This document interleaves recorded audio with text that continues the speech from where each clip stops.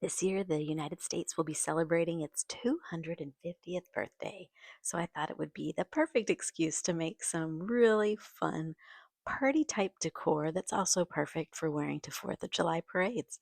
Our family always has a float that we enter in a parade, so I really enjoy making, eye catching things that we can wear on our parade float. And I have found that Oly-Fun Fabric is the perfect textile to use to quickly make big, bold, beautiful crafts that will hold up well throughout the whole parade, no matter rain or shine or how hot it gets. This is, just such a great fabric to use for these kinds of projects because it doesn't fray. You can hot glue it, you can sew it, all kinds of things. So I'm going to be making a hat for myself to wear and then a whole bunch of headbands for our pets and kids and anyone else who wants to wear them.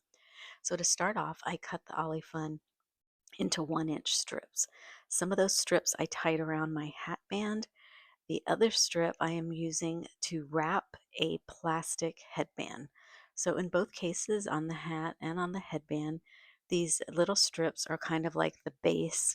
That's what I'm going to be using to sew my fabric flowers onto. At the beginning of the headband, I just tied the Ollie-Fun on, and then at the end, I cut the Ollie-Fun strip in half so that I had two pieces I could wrap around and tie into a knot to secure this strip of fabric onto that headband. Same thing with the hat, I just tied them in place. Now to make my flowers, I am cutting squares of Ollie-Fun fabric. You might have seen some of my other flower tutorials. This is similar to that, starting with the square. I cut squares in a variety of sizes. Some were 5 inches, some were 3 inches, some were like 4 inches so that my flowers could vary. To make the flower, I fold the square twice and then fold it at a diagonal and cut across the top. So you will see when I open it up, I have a semicircle. I will show you this at least 2 more times so that you can get the hang of it. It's really easy once you get the hang of it. And the reason I fold it that way is see those pleated lines? That's going to help me fold up the petals. So I'm going to push that outer corner in along those folded lines and tuck it in. And then again, take that other folded edge and push it in. And then I just kind of scrunch the bottom together. If scrunching it up is a challenge, you could just fold this in half again. I just found that scrunching it makes the petals a little fuller, but folding it in half creates that same effect. So let's go over that one more time.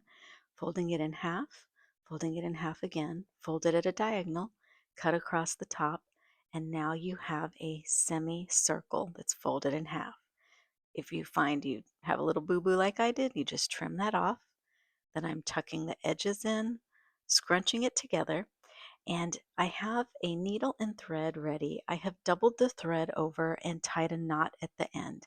And now I am simply pushing that needle through the pinched end of the petal and pulling it all the way through. And then I will grab my other petal and do the same thing, pull it through there. So my process was make a petal, stick it on the needle, make another petal, stick it. So it's kind of a back and forth thing. I found that to make the fullest flowers, you want to have at least 8 to 10 petals. So, it's a personal preference thing, but plan on at least 8 so that you get a nice full look. So once you get the hang of this, it's really quick to just knock them out and then start putting them onto your string there. Once you have them all strung together, as you pull them, it will form a circle. You want to take your needle and go back through the very first petal. It's going to be the one that has the knot that started the whole thing.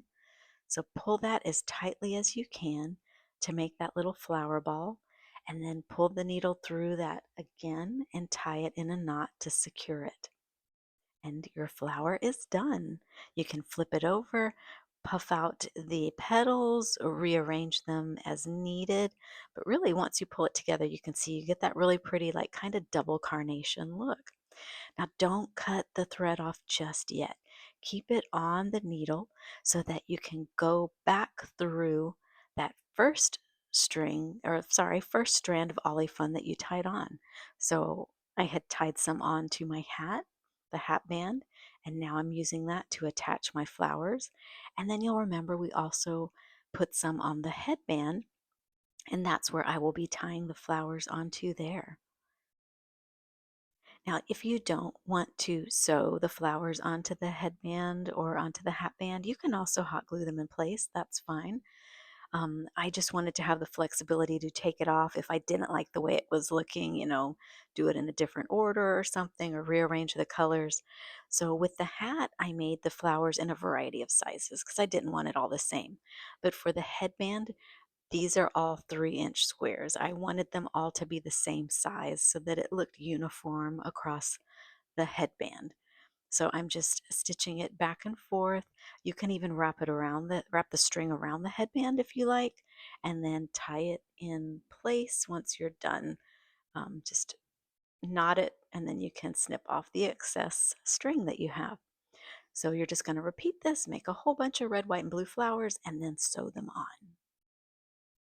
Now, once it's all put together, look at that. I love how full these flowers look. They don't limp or like fall apart like paper do. Oly-Fun just holds its shape beautifully. It is just my favorite thing to use for making flowers.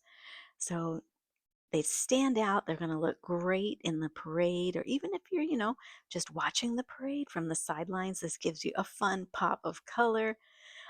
It's perfect for yourself, for your furry friends, for your kids.